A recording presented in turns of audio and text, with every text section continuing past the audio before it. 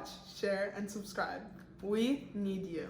Hi everyone, my name is Mohammed Alausa. I go to Amherst College in Massachusetts, and today I'm with you guys on Zebralter Medical, dedicated to uplifting the community and just kind of building stronger bonds through all of us together.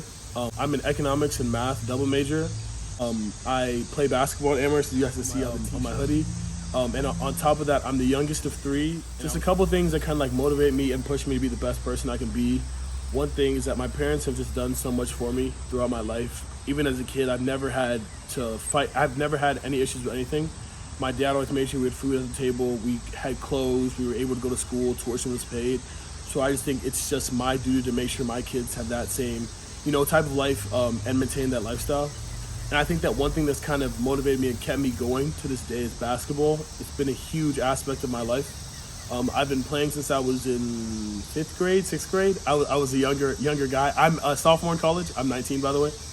I've been playing since I was in 6th grade, so I was probably like 12, 11. And it's just kind of shaped my life, My academics and basketball go hand in hand, and with those two, my time management skills have been going really well. I would have never thought I could go to an institution like Amherst. There's a lot of really smart people there, and I think that as a young black boy, there aren't that many faces to look up to that are like you in those institutions. So being able to kind of figure it out and mold it for yourself is something that I think is a very undervalued skill that us black men and black people have. I think that black people and people that look like me should know you can go into any space that you want, whether that be computer engineering, artificial intelligence, being a doctor, being a chief economist, anything you want to do. The key to doing it is just hard work. And I just have a couple of stories I would like to share that kind of like kept me on a straight path. Because of course, as a kid, there's things you could do that kind of like push you off it, especially in today's age when there's just so many distractions, like drugs, like girls, just things that you may not want to get into that may kind of push you off your pivot, and that's not what we want. So actually, when I was a freshman in high school, I was playing varsity. I have an older brother, we were playing together, so things were great. Like the school's like, wow, you get to play with your older brother, things are going really well. And I kind of, let it get to my head a little bit, and my grades slipped a little bit. And right away, my parents pulled me out of basketball and let me know that the most important thing for your future is academics. And I think that it hurt at the time, but as I look back on it, I'm really thankful that my parents made that decision. Because at the time I felt like, oh, my life's over, I can't play basketball, I'm gonna be so embarrassed. But it forced me to kind of give academics the importance that it deserved. It kind of forced me to be the person that would wake up early to study and then go to practice, not just go to practice and go to sleep after. And as soon as they pulled me up, my grades skyrocketed back up because I realized how much basketball meant to me. And after that, there was never an issue with anything like grades or anything like that because I wanted to play basketball so badly, and I also wanted to make my parents proud of my academics, repertoire. So that kind of fixed itself. So that relatively small decision, I think, really altered the trajectory of my life as a whole.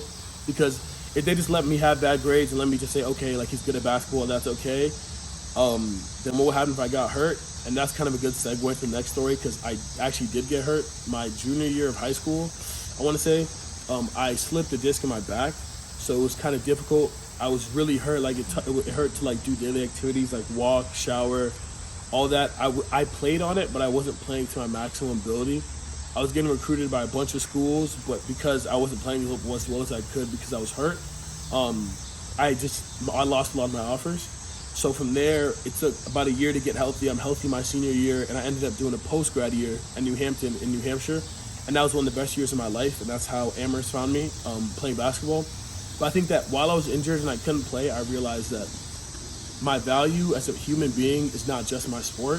It's what's in my brain and what I can bring to the table and how I can help others. And I realized that in order for me to help others, I have to figure out a way to uplift my community. Because if you help yourself and don't help your community, it's kind of like you're on a first-class jet, but the jet's about to crash. So it's a really short-term, kind of selfish way to live. So I realized that in order for me to really be helpful to people around me, I have to help myself first. So while I was hurt, I kind of was able to look at myself through a different lens. So I wasn't always going to lifts to practice the games. My life kind of slowed down because I was doing so much rehab. And it just really helped me.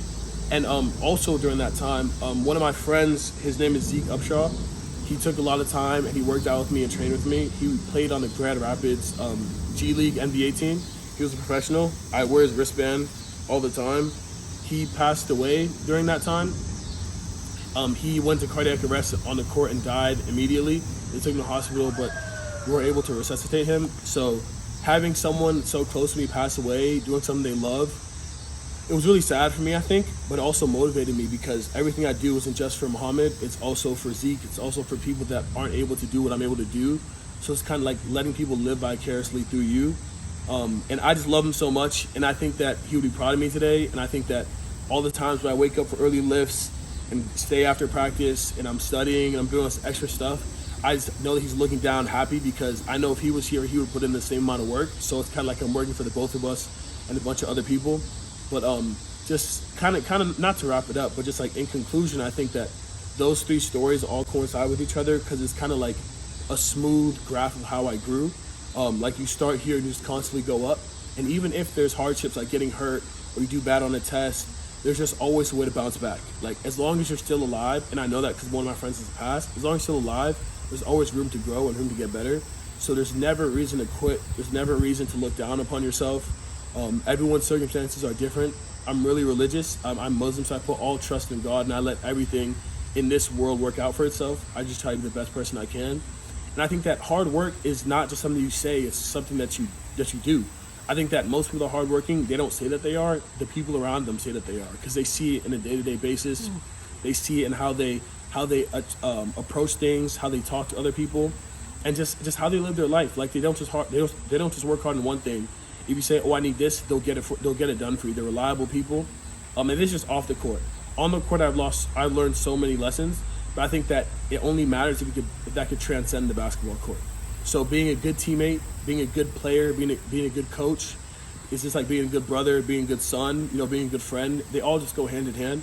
So I'm just very thankful for the experiences I've had in my life with basketball and with academics, and I'm just looking forward to growing with them. Because as I said, I'm only 19, so I have a lot of room to grow, and I'm just really thankful for what I have so far. And this thing that Zebralter Medical is doing, it's really helping the community. So hopefully some young kids looking up to me like, yes, I can do that one day, and I promise you can do more. It's just having those peers to look up to, it changes your life. Like my friend before he passed, he was in the NBA, and I looked up to him, so that's something that I wanted to do.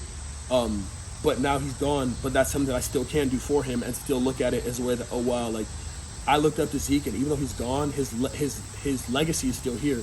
So I want the same for me after I'm gone. I want my legacy to still be here and people to say, wow, Mohammed did that. I could do the same thing. I could actually do more.